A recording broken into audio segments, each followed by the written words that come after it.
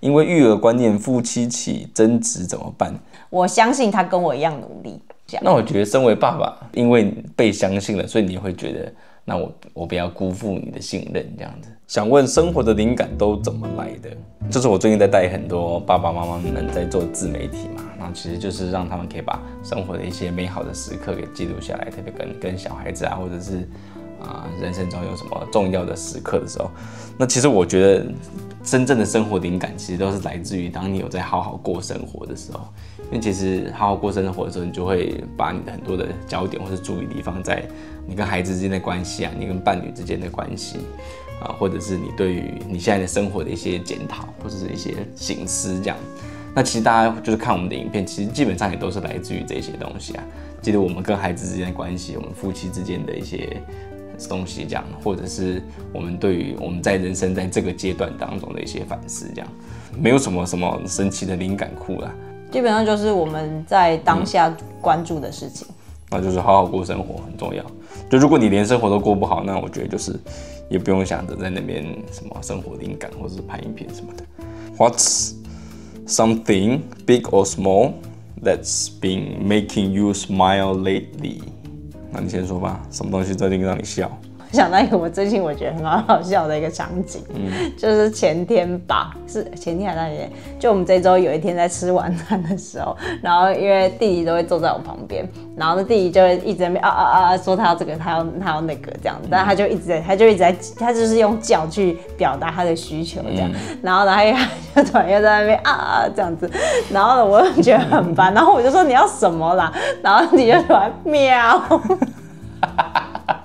你就突然喵了一聲，而且他喵的是超標準的，然後我們其他3個都直接整個笑出來，因為覺得超級荒謬的，就是這點黃喜都馬上就笑出來。那個時刻是我到現在想到我都覺得還蠻好笑的。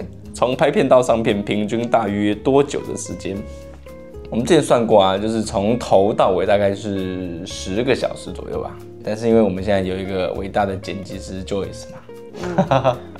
謝謝 Joyce， 謝謝你。但基本上我們的影片都是1週內，像今天現在錄的時候是禮拜5，然後我們就是下個禮拜5會上這支片。對。然後像 Vlog 的話，就會是例如說明天星期6、星期天拍，然後下個禮拜5上片，所以我們都是1週內的。所以其實就是大約10個小時嘛。那我們從前面拍到我自己會先剪過一遍，然後可能剪個大概4、5個小時，然後再給請剪輯師剪，所以制作一部片的時間大概講述這樣8到10個小時跑不掉。想說是不是你們改成隔週5更新影片，但我沒有 follow 到最新消息。我們之所以沒特別說，是因為我們本來沒有預計要這樣的。然後剛剛就說，就是我們每一支片大概都是1週以內發生的嘛。所以我們的本意是我們希望可以維持每週上片。但是就是那一週突然就發現真的拍不了了，然後所以就會沒有上片。我們其實有時候是會那個通知大家一下這樣，但到後來發現就是我們太常這麼做了，我就不好意思了。最近啦，這幾個月真的比較少。所以我們現在接下來不會了，我們努力。我甚至有一次我就測試看看，說那個不發文會怎樣？如果我不發公告說我們沒有影片，會不會有人發現這樣？結果也沒有。有啦，還是有人來私訊我說你們是不是偷偷沒上片？就是真的我們沒有發片，然後沒有說的時候，真的都會有人來問說這週是不是沒影片？對，因為他之前在做一件就是有蠻偉大的事情，但是明年才能讓大家知道的事情。那到時候再請大家那個多多支持。哇！现在講的呼之欲出了，呼之欲出了，有點重要，但是我們現在都不能講，然後還是要講，對，都不能講的哦。要怎麼把小孩的劉海剪整齊？粘膠帶那條是絕對沒屁用的。簡單回答，只要你的小孩不會動，你的剪刀夠力，你的手不會抖就可以了。這太難了吧？還有一個就是後來我們有時候會試着做法，就是我們會剪2次。對，就是你第一次你就先剪一個大概，你就不要想到第一次就剪到100分，然後他就去洗頭，然後你就會洗完之後，你就發現哪個地方還需要再多剪一下，然後你就隔天洗澡之前再剪一下就好。反正剪歪的就是越剪越短而已啊，但小孩短其實也都蠻可愛的，所以是完全沒關係的。會擔心小孩的長相被不當使用嗎？我們的做法就是到他們的某一個年紀的時候，我們就算是不會再曝光他們的長相，在他們上小學之前一定會。哇哦！所以我們這個頻道其實現在在倒數了。沒有，我們頻道叫看眼黑拿，我們這頻道沒有西跟鹽啊。好吧。有道理哦。拍小孩這個部分，我覺得我自己的觀點比較是說，因為在這個階段，其實它就是我們生活很主要的一個部分，所以我們的影片當然就會出現很多的小孩。但是其實隨着他們越長越大，其實我們的生活就會越來越少跟他們就是這麼需要密集相處的時候嘛。那到時候的影片，其實我們也會再變成不太一樣的樣子，這樣。但那時候是什麼，我們也不知道，說不定我們去什麼歐洲朝聖之類的。對，但基本上我們的概念就是我們頻道叫看眼黑拿，所以就長期來說就會是以我們2個為主。对，所以他們隨時我們覺得不太妥的時候，他們就会不會出現。对，但是我们是一直以來都有意識這個狀態的。希姐的鎖骨好了嗎？好像差不多了，他現在就是不用帶那個吊帶了嘛。理論上是在3個禮拜才會完全痊癒啦。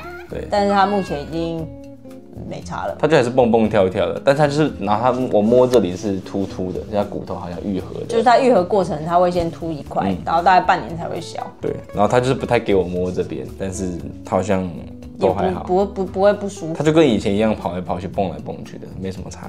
有沒有後悔生小孩？哈哈哈。不是到後悔那種負面的程度，但是確實有時候還蠻想念沒有小孩的生活。因為我覺得講後悔聽起來有點嚴重。對，就是就會覺得啊，我早知道不要生，我是就會覺得啊，我早知道不要生，但是是沒有這種想法，但是確實還蠻常會想念沒有小孩的時候。對，特別是吃飯的時候。生2個小孩的好處及爸媽存活狀態。生2個小孩，我覺得其實好處還蠻多的。我覺得基本上就是你一個小孩，你就是也是就是活着嘛。那你生2個小孩，你就也是活着嘛。對，我覺得其實那時候我們在考慮要生第2個小孩的時候我們的論點就是你一天就是24小時，然後你要累的程度你就是累到那樣，所以你生1個小孩你也是累到那樣，然後你也是24小時，生2個小孩你也是24小時，你也是累到那樣。就是生2個小孩，我覺得沒有更累。而且我覺得反而是當他們現在開始可以一起玩，然後他們像姐姐現在可以幫弟弟的時候，我覺得反而對我們來說其實是開始有變比較輕鬆。對，當然我覺得生2個小孩，他的那種其實是一種溫馨的感覺啦，就他也不只是單純的輕鬆，其實是因為那種溫馨會讓你們家的氛圍會蠻加分的。當然我有聽過，就是家裡只有1個小孩的爸媽，然後就他們就會覺得我們家就是3個人，這樣小單位很好。就我覺得我也認同，因為我自己也是獨生女。但是我覺得那就是跟你想象的家庭生活是長怎麼樣子。對，那我目前是覺得有2個小孩還蠻好，就是他們蠻有伴的，就算就是吵架打架還是蠻常見的啦。但是是我們喜歡的家庭的氛圍的樣子。對，請問你們是怎麼幫小孩聯繫台灣的長輩呢？我們家也是不用3C，只會用來 video call， 就是只有視訊啊，然後就是盡量可以安排見面的機會，這樣。就例如說長輩來找我們啊，或是我們回台灣啊，然後或者是一起約出去玩這樣子。我覺得在海外確實會比原本都在台灣的時候更常打電話回家。我在這邊我基本上2-3天就會打一次給我媽，但在台灣可能2-3個禮拜吧。黃熙語言表達能力好像早已經很強，是什麼時候開始表現出說話能力呢？1歲半吧。他其實可能是因為雙語環境的關係，其實他說話不算早。但是黃熙是個聽力蠻好的小孩，還有一個就是他的社交互動的需求非常強，所以他會很希望可以聽得懂別人講話，然後他也很希望別人可以聽得懂他講的話。對，所以他就一直問說是什麼意思，是什麼意思這樣子。所以他就會很主動的練習這件事。對，所以他在學校的英文，據老師說是比講英文的家庭的小孩還要有自信的。對，就是他會講很多這樣子。但我覺得小孩講話能力好不好，其實都跟這個小孩有沒有想表達有關係。我們就是給他很多表達的機會嘛。大家在影片裡面就會看到他好像是一個很能夠表達的小孩，他確實是，但這也是個問題。我覺得還有一個是我們也真的跟他講蠻多話的。對，就從他小時候，然後他也很常聽我們2個在講話。我覺得在這個階段，我覺得對我來說，他有點話太多。對話很活絡的家庭氛圍是我喜歡的樣子，這樣。因為育兒觀念，夫妻起爭執怎麼辦？或是育兒的工作分配有一方覺得不平衡時的解決方法？我們家的原則就是誰做事就聽誰的，所以就是如果那件事是那個人負責的話，那就聽他的。但是其實我們兩個沒有太明確的分工啦，就是沒有什麼工作是只有他可以做，或是没有什麼事情是只有我能做的這樣。就我們都算是蠻彈性的在合作的這樣。對，育兒觀念，夫妻有爭執怎麼辦？我覺得這部分好像還好哎。我覺得育兒觀念是非常非常需要很細緻的溝通的啦。我是比較放任小孩的人。他是原則抓得比較緊的人，就是大家從我們剛剛那個 MBTI， 大家可以分析得出來這樣，所以他就是那種，如果他看到一個小孩的一個行為，他違反了他的原則，他沒有講，他就是全身發麻的那種人。像是我就是會比較想要多一點聆聽，或者是多一點了解、同理他們的感受這樣。對，所以我覺得以夫妻爭執當中，我覺得其實這是一個很容易爭執的點啊。但其實我就是理解那是他的好的那一部分嘛，我覺得這也是我喜歡他的部分，然後可能他也會喜歡我這種很 chill 很放鬆的這個部分這樣，所以我覺得還是彼此欣賞嘛，然後你們孩子就會變成有你們兩個的好，在你的眼中你會看見你的孩子是有你們兩個的好，而不是有對方的這個很難搞的部分，或者是我自己這個很難搞的部分這樣。對，所以就是彼此欣賞，彼此尊重。我覺得還有一個在我心中的預設，就是可以避免這種不平衡或衝突，就是我相信他跟我一樣努力。即使他的努力是在我看不到的地方，因為我看不到就是我的盲點嘛，所以我覺得我就是相信他跟我一樣努力，所以即使在我沒看到的地方，他也跟我一樣努力，這樣子，就是我們努力的是在不同的方向。那我覺得身為爸爸，因為被相信了，所以你會覺得，那我不要辜負你的信任，這樣子。哦，是嗎？所以雖然可能有時候所以雖然有時候我们可能其實我們真的沒有努力。對啊，你們就在廁所裡面混啊。但是其實我們就是還是很願意的，想要跟你們一起努力的，共同帶小孩這樣子。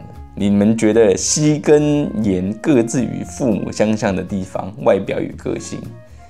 我覺得黃妍真的跟我長蠻像的。黃西外表應該是跟我比較像。對，綁頭髮以後真的還是蠻像的。他耳朵然後側邊這個樣子就很像。對，弟弟是真的長得跟他很像。我弟都這麼覺得。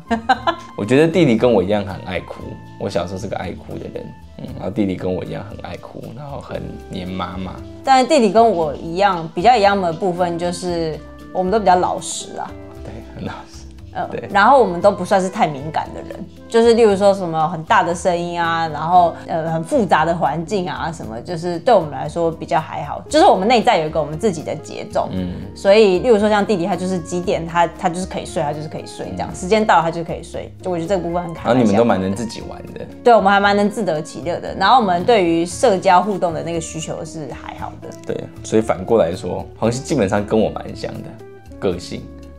個性的部分像你應該多一點，就是他的感官是很放大的，然後他很享受跟人的互動，他的社交需求是蠻高的，然後他聽力跟我一樣非常敏銳。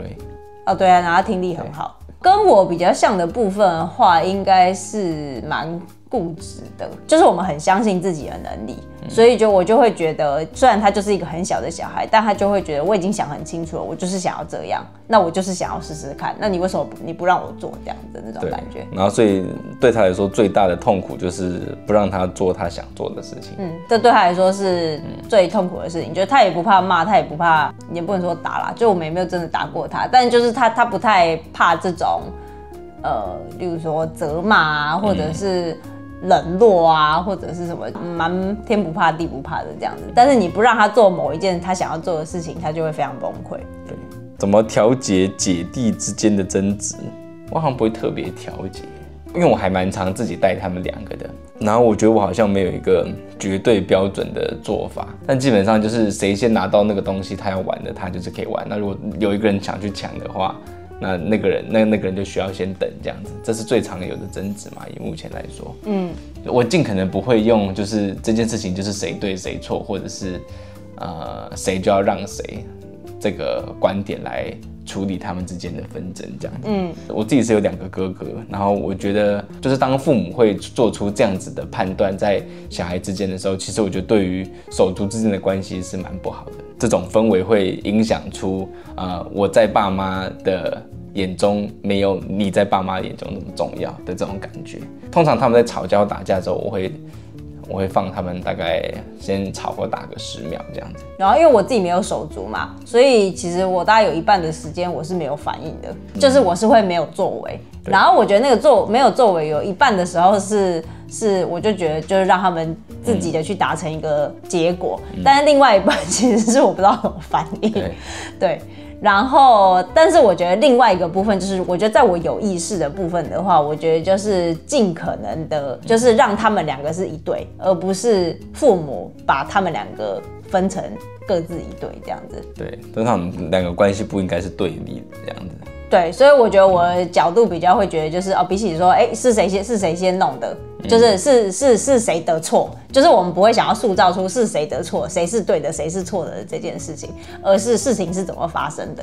对，這樣。所以可能我們很常會問的一個問題就是，就黃雞就是說弟弟搶我的什麼，或者弟弟打我，我們最常回他的問句就是那怎麼辦？就是我們可能就不會說那你打回去，那你搶回來，或者說不可以這樣子。而是就是問他們說那怎麼辦？那他們其實自己就會想一個辦法這樣子。說實在，就是這種解決是解決沒完的這樣子。但是呢，就是在這個情況下，怎麼樣會讓你覺得比較舒服嘛？那或者是那你還想要繼續這個遊戲嗎？還是其實你就覺得我真的受夠了這樣子？對，有沒有半夜小孩哭醒不知道在哭三小的經驗？當然很多啊，太多了，都不知道在哭三小。白天也不知道在哭三小啊。如何處理小孩拍打、抓照顧者的部分？好難想象你們跟小孩發脾氣的樣子哦。我們倒是蠻熟悉的。我很難想象我不對小孩生氣的樣子。但弟弟確實這一陣子是蠻常會拍我們拍姐姐的。我覺得我當下都會蠻不舒服的，但是其實我後來回想起來，其實黃熙在同樣的時間，其實黃熙也有做類似的事情。我們家的做法就都會跟他們說不行啦，就是我們會告訴他，那什麼樣的行為是可以接受的。對，所以我就會跟弟弟說摸摸。对，所以我們就會示範給他說，就是你要跟人家互動，不是用打的，而是用摸的。其實比起不行的話，我們應該是要提供他，那他可以做什麼的選擇。因為我覺得他們的那種拍打，其實是某一種對你表達他的愛嘛。小朋友開始哭喊的時候，如何對他們保持耐心的？我也不知道，你知道的可以留言一下。我覺得我最近對這件事情，我觉得我有蠻多的思考的，就是我觉得其實跟父母自己的狀態蠻有關係的。那我覺得最直接的狀況就是你的睡眠是不是足夠的？如果睡眠不足夠的話，你是非常容易直接爆炸的。对，就是特別是有時候比如說晚上被他們弄到很晚，然後半夜又能起來，然後早上他們那邊有鬼叫的時候，我就直接爆炸，大爆炸。但我後來我就想到一個，就是但是有時候他們就是沒辦法，他們就是愛這邊鬼叫嘛，那要怎麼辦呢？我後來想出的一個方法就是，其實當你越累的時候，你就要越慢；越累的時候就要越慢，你就越不要趕。對，因為累加上趕就是大爆炸。你很慢但是很累，我覺得是很沒關係的。然後小孩也可以知道說，哦，現在是已經要進到休息的時候了，就不會覺得一直被趕，一直被趕這樣子。這樣知道了嗎？目前小孩哪個年齡段是最難的？比如最難養、最難照顧、最難溝通，好像在每個階段都會覺得自己當下那個階段是最難的。像我現在都覺得，小孩如果到國中、高中，感覺就很輕鬆了，就是你也不用管他。他感覺到那個階段，你也會有那個階段對他的煩惱。像現在黃熙就有點快要過了那個 terrible 2的那個階段了嘛。然後我確實覺得，那個階段確實蠻不容易的。可是我覺得，如果現在的我要去回去帶那個階段，我覺得好像也沒有這麼難的感覺。我就覺得，那現在這個階段也很難帶。我覺得好像還是跟爸媽自己的狀態比較有關。想看看如果受不了小孩，還會如何嚴厲管教小孩？我常常忍不住大聲斥責小孩，真心感到愧疚。不會啦，不愧疚啊，不要愧疚啊。你愧疚我怎麼辦？我覺得就是盡可能的做到自己心目中的父母的樣子，但我覺得不用因此而給自己太多的壓力。其實有時候會讓小孩很真實的知道你的感受，我覺得還是蠻重要的。哦，对啦，就是我就有說，我小時候跟弟弟一樣很愛哭嘛，所以其實我是一個我有感受或者是我有情緒，我就會表達出來的人這樣。所以我就覺得我在小孩面前其實我也是這樣，所以我很開心的時候，我就會很開心，很真心的讚美他們，稱讚他們。可是當我真的很不舒服的話，我通常我就比較不會說什麼換句話說，然後讓他們知道我的感受什麼。我就會直接跟他講說不舒服，我不喜歡這樣，你不要再鬧了。對，就是我通常會講的蠻直接的這樣。但是我覺得當然就是不要在情緒上面管教小孩啦。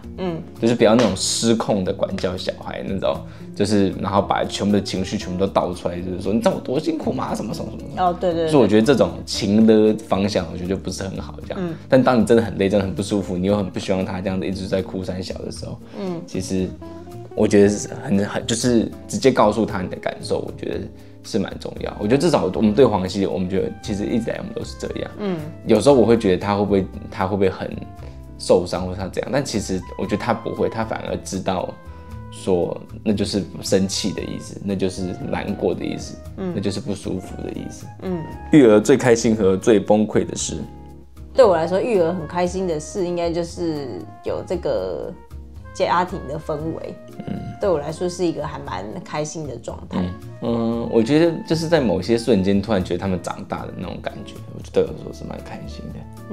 就像是今天弟弟他就是自己走回家，对，我看到他自己在那邊走然後挺着個肚子，然後在那邊背着書包走回家，我就突然覺得哇好感慨啊，就是我以前就是帶他帶的這麼慘，然後他現在就是自己可以上學，然後他也喜歡上學，對，然後他回家他也很開心這樣的。我覺得還有一個開心的時候，應該是你會感覺到你的小孩跟你在一起相處的時候，然後他很開心。对，崩潰的時候就是不管你做什麼，他都不滿意。Hannah 的情緒一直都這麼穩定嗎？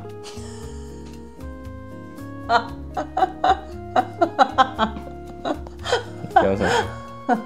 回答完了。我想我剛說他就是一個會有很多原則的人嘛，所以我覺得當他的原則被破壞的時候，他就會斷線，不是他的線就會斷掉。可是我覺得還有一個是因為那個，就是我覺得像你的話，就是因為你的尺度是比較寬的，應該說你的閾值是比較高，所以你可以累積很久。可是，一旦超過這個閾值的時候，你就會翻臉。但像我的話，就是我的閾值是很低的，我就會覺得，怎麼這樣啊？然後他容易生小氣，就覺得對，但是我比較難會有那種大爆炸的时候。对，但是我們家就是那種大罵人，是我在做的，然後他就是平常的那種小罵人、小碎念這樣。對，我就是碎念型的，但我覺得因為就是我會一直念出來，對我來說我就比較不會有那種累積的一個壓力點。我覺得還有一個是因為我是比較關注事情的人，所以我覺得對我來說，我的壓力源是我的事情沒有做完。所以如果我在這個部分我學習調整，或者是我讓我自己安排我事情可以做完，我的情緒就可以疏解。可是他的壓力源會比較是來自於人，所以這個點對他來說，他會是比較深層的一個東西，這樣子。怎麼教育孩子學會保護自己？現在的世界太可怕了，我覺得就是要先保護他吧。就是讓他知道這樣是安全的感覺，然後我覺得當他知道這是安全的感覺的時候，我覺得其實孩子就會對於不安全的感覺會有一定的敏銳程度。這樣，如果他一直都處於在一個不安全的狀態，然後你也不保護他的話，我覺得他就會對於那種不安全，他就會漸漸失去敏銳度。這樣，所以我就特別當黃熙他是比較敏銳的小孩的時候，他進到一個比較躁的環境或是一個比較亂的狀態的時候，他會馬上就有警覺，這樣子，他會知道那是超出他的平均值。對，所以我覺得他就可以漸漸，他就會蠻可以保護自己的這樣。我覺得還有一個就是，其實我們並沒有刻意的避免他們做某些事情啦。我覺得我們小孩應該算是某層面來說算是蠻放養的。就是他們想要做的事，我們都會讓他們試試看這樣子。就像我們前面講到，例如說治安的問題或者是什麼，我覺得我們就是很開放的跟他們討論，就這世界上就是有各式各樣的人，然後就是有些人是這樣，有些人是這樣。週末都在做些什麼？是會特意一直安排要帶小孩去哪裡，還是小孩跟着大人的行程走？基本上是小孩跟着我們的行程走。像禮拜天就比較有一個固定的，就是會去教會啊，然后會去就是別人家，或是別人來我們家。但像禮拜六的話，我們基本上比較都是看當天早上起來的能量狀況，就是就會覺得如果那天能量還蠻夠的，那我們就可能會想說可以去哪裡啊，可以幹嘛的。然後或者是像我們最近就是在整理前後院嘛，這就是我們家最近的活動。然後但如果那一天就覺得能量還蠻低的，那我們就是整天就是在家，或者是就是只是去附近公園玩，做這種很輕度的活動。我们不太會特別為了小孩而就是安排什麼行程。好像沒有對同性戀的想法尊重還是不行？如果你小孩是，會怎麼樣跟他溝通？就我們會有我們的價值觀，這樣。以信仰的角度來說的話，就是我們選擇我們的信仰，那當然他也有他的自由意志去選擇他的信仰。对，就他也有選擇他的價值觀的權利，這樣子。对，所以我觉得，當然，因為我們是這樣的價值觀，所以我們就會用這樣子的價值觀的環境來養育他們。但是當他長大之後，就是他當然他也會接受到不同的價值觀，然後到時候他會有他自己的選擇。那我們就是尊重，就有點像是理財吧。例如說，就是我們現在就不是月光族嘛，那我們會存錢啊，然後可能我們會好好的工作啊，這其實就是我們的理財觀念。然後我們希望讓我們的生活是不會被錢追着跑的這樣子。然後我們也會這樣子教導他們，就是他們就需要在財務上面有一些規劃這樣。但如果未來黃希他可能就是想要去，他就是想要當月光族，沒有很想要做一個穩定的工作，他想要過一個自由自在的生活，或者是他想要當一個很摳的人，对，然後存很多錢這樣。我們會有我們自己的價值觀，然后我們會因此去做出某些選擇，但也是因為這樣，所以當然我們會用我們所認同的這個價值觀去教育他。但是他長大之後，他可以選擇，那他要怎麼做？這樣，那對啊，你就只能尊重啊，不然你能怎樣？你能逼他嗎？他就只有他的人生嘛，然後那覺得對他来說，那是他享受他人生的方式，我覺得就很好啊，这就是他的選擇。对，但是我觉得当然就是不变的，就是他們還是我們的小孩嘛，就是不管他們是怎麼樣，不管他們今天是月光族，還是他們是什麼千里屁股債之類的，或者是他們是同性戀還是怎麼樣，他們就是我們的小孩啊。所以我覺得就是這種關係都還是很真實。我覺得對很多父母來說，可能會不希望自己的小孩是同性戀。我覺得在台灣可能有蠻大一部分是社會觀感的問題。對，就是大家會覺得哦，這樣子我這樣我出去我是會就是很怎麼樣啊，或者是我好像就沒有辦法跟人家講說哦，我的女婿怎麼樣啊，我的媳婦怎麼樣的這種感覺。在澳洲的文化真的蠻不是這樣的，就像我剛剛說嘛，就是澳洲人的之間的界限是非常的明確的。所以其實你為你的人生要做什麼決定，其實就大家就哦，对啊，是你的人生，就真的就是不關別人的事情。然後我覺得其實我們跟小孩之間，我覺得現在也蠻是這樣的，就是我們當然有我們的價值觀，然後我們會跟你說為什麼我們就是選擇這樣子的價值觀。可是最終他們想要怎麼樣做他們人生的決定，我覺得那就是他們的人生。对啊，我覺得就像我們也沒有完全的長成跟我們父母一樣的樣子嘛。對啊，對啊，就是父母有父母他們的那個背景而產出的這一整套價值觀。那當然我們就是長到現在這個年紀，我們也是選，我們也不是全盤接受，我們也是認同我們所認同的，但是不認同的部分，那我們就是會有我們自己的一套那個。那我覺得就是一樣的事情。對，那你覺得黃希20歲的時候會是一個怎麼樣的人？蠻愛講話的人。我覺得啦，如果按照我的人生劇本的話，我覺得他蠻有可能是一個情緒起伏很大的人。哦，是嗎？對，然後他的生活會有被某一種焦慮困擾的人這樣。但是他應該會是一個蠻浪漫的人啊，就是身邊的人可能會覺得他是一個很有趣，然後會很喜歡他的人這樣，但是可能他的內在其實是有蠻多的焦慮這樣子。其實現在就是他是一個很有生命力的人啊，就他真的是一個很有朝氣的人，就是他會蠻認真的在過他的生活的，蠻認真在體驗這個人生的那種。對，應該是開心的啦，整體來說應該是開心的人。他弟應該會很仰慕他。我覺得他弟應該會有一部分認同他，一部分有點對他姐有點無言，但一部分又覺得哦，還蠻佩服你這個人的那種感覺。對，想知道你們期望中小孩長大後和他們的相處模式、見面頻率？我覺得對我來說，應該就是像朋友對，互動模式，我覺得應該是像朋友。像我跟我媽是蠻親近的嘛。然後我就覺得，到我長大之後，我跟我媽真的就是朋友的關係。然後其實我從小就是我什麼事情我們都可以講的那種。然後就是甚至我們的價值觀不同的地方，我們也都是可以溝通的那種這樣子。然後像例如說那時候我跟我媽說我要跟她交往的時候，然後我媽就是會有一些她的考量什麼之類的這樣。然後我媽就會跟我說哦，就是她覺得她這些考量是什麼。然後我就會跟她說哦，那我覺得我的想法是什麼這樣。所以那時候就是她雖然有擔心，但是她也是尊重。那我就會覺得這個互動對我來說是蠻正向的，就是他會告訴我他會清楚告訴我他的想法，然後我也可以清楚告訴我的想法，然後我們是可以彼此尊重的。我就會覺得這個關係是蠻好的這樣。但我會蠻希望他們是有他們自己的人生，然後他們可以去很忙，然後他們可以去享受他们就是在那個當下的生活各種體驗這樣子，就是不用綁在一起。對，所以也不一定很常跟我見面沒關係，他們想要去別的城市或者是去其他國家，我覺得都很好。對，不用留在墨爾本。我現在還蠻期待，就是他们稍微可以長大一點之後，然後就是我們可以有我們自己的生活。對，我們只有想過我們自己的生活，他們到時候就是繳房租給我們，不然就給我滾。最後呢，就是那個最關鍵的問題了，想要第3個小孩嗎？曾經有想，現在還好。其實以前我們的影片裡面有跟大家講過，我們是想要生3個的嘛，對不对？最剛開始的計劃。那我們可以跟大家講一下，為什麼我們後來決定我們不這麼做啊？目前啊，現階段沒有，現階段暫時取消了這個想法，但是未來不知道。但目前是沒有這個想法的。以前是因為覺得有3個小孩，家裡也還蠻熱鬧的嘛，然後就會覺得那個家庭的氛圍是蠻好的這樣。然後，但我覺得還是回到，那你對於家庭的這個怎麼樣的狀態是一個你滿意的狀態？那我覺得對我來說，現在這個4個人的這個狀態對我來說是很滿意的。還有一個，我覺得也是以目前來講，我會覺得以我自己的能力，我會覺得照顧2個小孩對我來說是我可以同時把他們2個照顧好。但我覺得多第3個的話，我會覺得會有一個人被落下。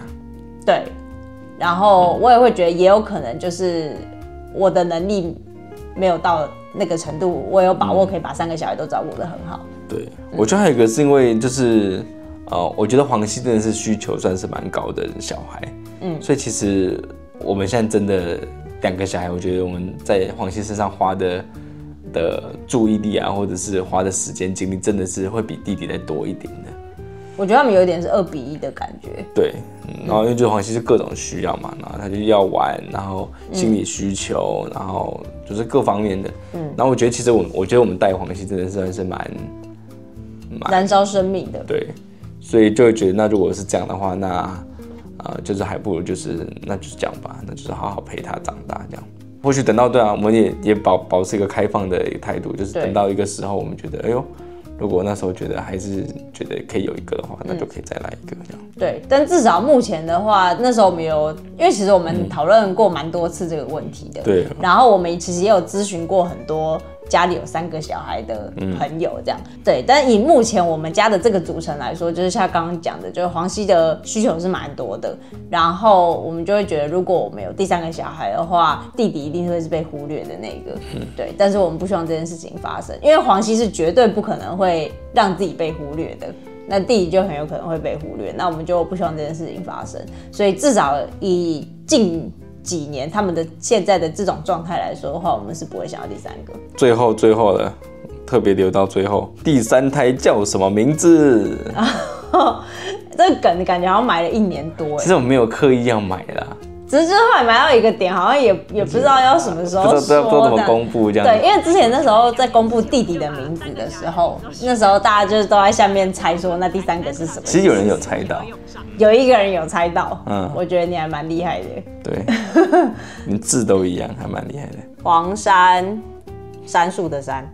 對，蠻多人猜那個山的。哪一個山 ？Mountain 的山。哦。蠻多人猜那個山。哦。對。算是有點關係啦。對，那其實這個黃山其實就只是因為覺得這字還蠻好聽的。那時候是因為那個畫面啦，就是有溪、有石頭，然後有樹，然後就覺得這個字還不錯。然後其實大家就發現，其實西岩山都是男女都可以用的名字。可能有些人覺得黃岩不太適合，但是其實那時候我們取名字的時候，我們預想的順序就是男女。每次我都想說，我如果可以生一個小黃熙，感覺很可愛。我想可能不會，可能不會哦。那就是再看有沒有機會可以用到這個名字。對，所以就是黃山，杉樹的杉。對，沒有要故意搞得很神秘啦。就是只是覺得很鄭重的回答也很奇怪。對，然後沒有想到大家真的這麼好奇，就是他第3個叫什麼名字？對，反正就是大自然系列這樣，所以其實真的往這個方向想一想，就會想到。還有一個就是剛好這樣子的話，這3個字他們都是分就是一半一半的啦，他們都是一個組合字。我沒有想到這個。我有想到。好，很開心可以跟大家在裡面3萬 QA， 這個影片錄的超級久的。下一次 QA 可能是10萬的時候吧，看這輩子有沒有機會錄到。對啊，好了，我們之後還是可以常辦一些有的沒的 QA 好了。我發現拍這種影片其實還蠻開心的。是嗎？就這種聊天的感覺。如果我們要這種好好講話，我們真的就只能在小孩睡着之後。好的，感謝大家。好，拜拜。